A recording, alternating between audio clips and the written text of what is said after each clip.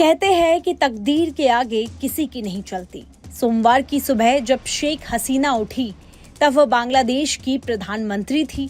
मुल्क में लोकतंत्र और देश पर उनकी पार्टी अवामी लीग का राज था। लेकिन दोपहर होते होते जैसे सब कुछ बदल गया और सबसे ज्यादा समय तक राज करने वाली महिला प्रधानमंत्री शेख हसीना का तख्ता पलट हो गया और वह इस्तीफा देने के बाद देश छोड़कर भारत आ गई। यानी जब सोमवार की शाम हुई तो वो प्रधानमंत्री नहीं थी। रिपोर्ट्स में कहा गया कि सेना ने उनको देश छोड़ने के लिए महज 45 मिनट दिए थे, इसलिए उस वक्त शेख हसीना को जो मिला वह अपने साथ लेकर रवाना हो गई। फिलहाल वह उत्तर प्रदेश के गाजियाबाद स्थित हिंडन एयरबेस में एक सेफ हाउस में रह रही हैं। बांग्लादेश से शेख हसीना अपने साथ कुछ सूटकेस और बैग लेकर आई हैं, जबकि जरूरत का कुछ सामान उन्होंने हिंडन एयरबेस में बने शॉपिंग कॉम्प्लेक्स से खरीदा है।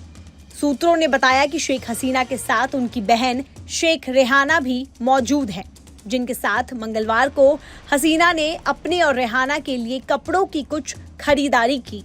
बताया जा रहा है कि उन्होंने 30,000 रुपए के कपड़े खरीदे हैं। उन्होंने पैसों का भुगतान भारतीय रुपयों में किया, लेकिन जब उनके पास इंडियन करेंसी कम पड़ गई तो बाकी का भुगतान उन्होंने बांग्लादेशी मुद्रा में पूरा किया। जब बांग्लादेश से शेख हसीना निकली तब उनके साथ 4 सूटकेस थे, जिसमें सिर्फ जरूरत का ही सामान था। सूत्रों के हवालों से जानकारी मिल रही है कि शेख हसीना ने फिलहाल हिंडन एयरबेस में ही डेरा डाला हुआ है। उनको यहाँ रहते हुए 24 घंटे से ज्यादा का वक्त हो चुका है। बताया जा रहा है कि वह दुबई के लिए रवाना हो सकती है, क्योंकि ब्रिटेन ने उनको शरण देने से मना कर दिया है। इससे पहले मंगलवार को हिंडन एयरबेस पर बांग्लादेश एम्बेसी की 2 गाड़ियां पहुंची थी। अटकलें लगाई जा रही है कि शेख हसीना से मिलने या फिर उनको दिल्ली में शिफ्ट करने के लिए एम्बेसी की गाड़ी आई थी। दूसरी ओर बांग्लादेश की लोकल मीडिया ने बताया कि शेख हसीना के इस्तीफे के बाद बांग्लादेश में अराजकता चरम पर है और कानून व्यवस्था बनाए रखने या ट्रैफिक मैनेज करने के लिए पुलिसकर्मी भी मौजूद नहीं है। सड़कों पर बांग्लादेश स्काउट्स के सदस्यों समेत छात्रों को कई जगहों पर ट्रैफिक संभालते हुए देखा गया। बताया गया कि दफ्तरों को फिर से खोले जाने के बाद दूसरे दिन बुधवार को बांग्लादेश बैंक में अराजकता की स्थिति पैदा हो गई। डिप्टी गवर्नर काजी सईदुर रहमान समेत बांग्लादेश बैंक के 6 टॉप अफसरों ने इस्तीफा दे दिया है। बताया गया कि बांग्लादेश बैंक के सैकड़ों अधिकारी बैंक गवर्नर के कार्यालय में घुस गए, जिससे कई डिप्टी गवर्नर को दफ्तर छोड़ना पड़ा।